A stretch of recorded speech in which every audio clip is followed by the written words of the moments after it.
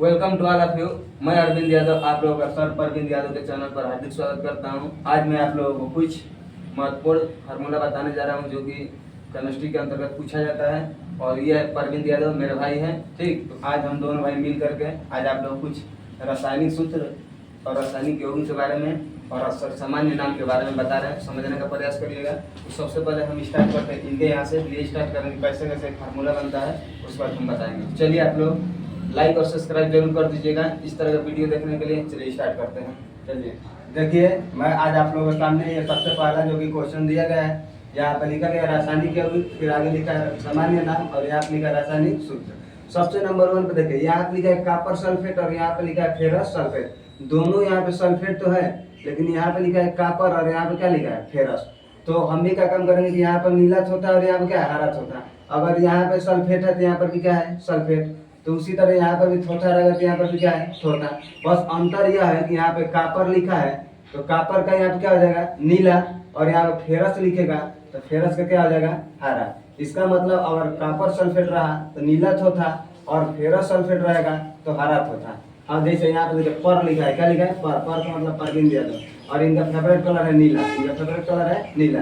तो यहाँ पे कॉपर सल्फेट अगर दिखाई देगा तो क्या लिखेंगे नीला थोथा। और यहाँ पे लिखा है फेरस सल्फेट, फेरस यहाँ पर रस, अगर पत्ती से रस निकालते हैं, पत्ती से रस, तो जब पत्ती से रस निकालेंगे तो कौन पत्ती का कलर कैसा होता है, तो होता है हरा।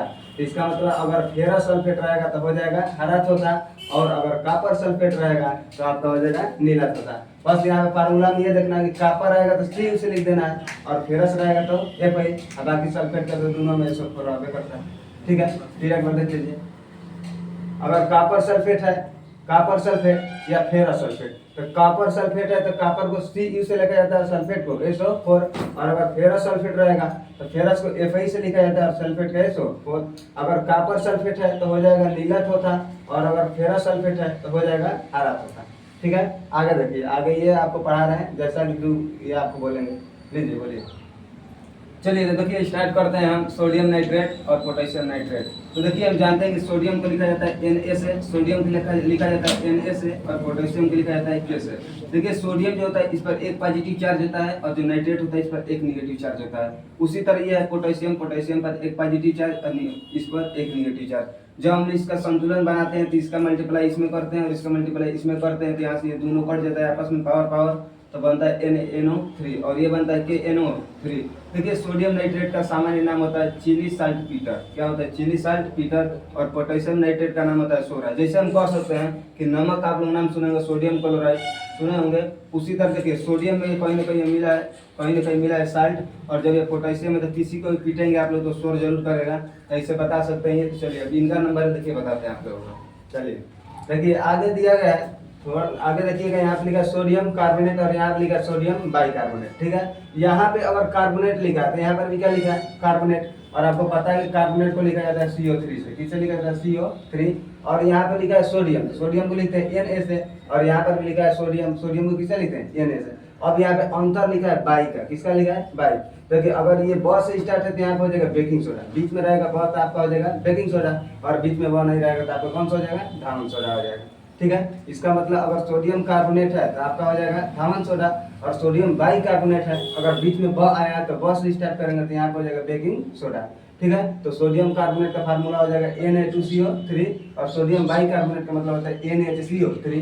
दूसरा तरीका यह भी है कि अगर कहीं पर भी बाई शब्द लिखा रहेगा, क्या लिखा रहेगा बाई, तो समझ जाना कि इसमें कहीं ना कहीं एक जगह हाइड्रोजन आएगा। तो जैसे ही बाई लिखा तो यहाँ पे आपको क्या हो जाएगा, एक H लग जाएगा, तो बनेगा NaHCO3 सोडियम बाइकार्बोनेट NaHCO3, और बनेगा सोडियम कार्बोनेट, तो हो जाएगा आपका Na2CO3, ठीक है। अब आगे देखिए, ये आपको बता रहे हैं। चलिए तो देखिएगा लिखा है कि कैल्शियम सल्फेट।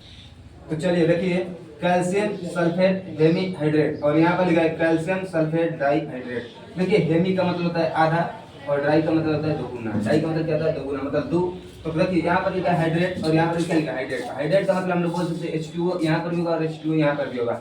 अब इसका मतलब आप लोग समझ गए होंगे यहाँ पर 1/2 क्यों लिखा है और यहाँ पर समझ गए होंगे यहाँ पर 2 क्यों लिखा है। और जैसे कि हम यहाँ पर इससे पहले आप लोग बताए हैं या ऊपर भी पढ़े हैं कि कैल्शियम, कैल्शियम का मतलब होता है Ca, कैल्शियम का मतलब क्या होता है Ca और Ca पर होता है 2 पॉजिटिव चार्ज। और ये होता है सल्फेट, तो सल्फेट का मतलब SO4, SO4 का होता है 2 माइनस चार्ज। लेकिन जब देखेंगे ऊपर तो ये बराबर है तो ये आपस में दोनों कैंसिल हो जाता है। जब कैंसिल हो जाता है फार्मूला बनता है CaSO4।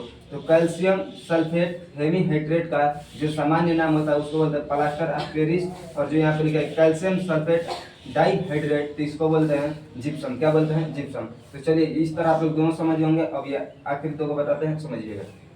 तो देखिए आगे लिखा है कैल्शियम हाइड्रोक्साइड और यहाँ पे लिखा है सोडियम हाइड्रोक्साइड। ठीक है, यहाँ पे कैल्शियम लिखा है तो कैल्शियम को लिखते हैं Ca से और सोडियम को लिखते हैं Na से। बाकी दोनों में से मैं यहाँ पर भी हाइड्रोक्साइड है और यहाँ पर क्या है हाइड्रोक्साइड। तो हाइड्रोक्साइड को OH से लिखा जाता है। बस यह देखना है कि अगर इसमें हाइड्रोक्साइड है और इसमें भी हाइड्रोक्साइड तो इसमें भी कास्टिक होगा और इसमें भी क्या होगा कास्टिक। बस अंतर यह है कि अगर कैल्शियम है, क्या है कैल्शियम, तो कैल्शियम का संबंध यहाँ पे चूना से है और यहाँ पे सोडियम का संबंध किससे है? सोडा से। इसका मतलब स से सोडियम और स से सोडा। ठीक है, तो सोडियम हाइड्रोक्साइड रहेगा तो कास्टिक सोडा और कैल्शियम हाइड्रोक्साइड रहेगा तो आपका हो जाएगा कास्टिक चूना। ठीक है, तो इसका फार्मूला बनेगा CaOH का होल ट्वाइस और यहाँ पर बनेगा NaOH। ठीक है, तो हम उम्मीद करते हैं कि आपको बहुत ही वीडियो अच्छा लगा होगा। बस।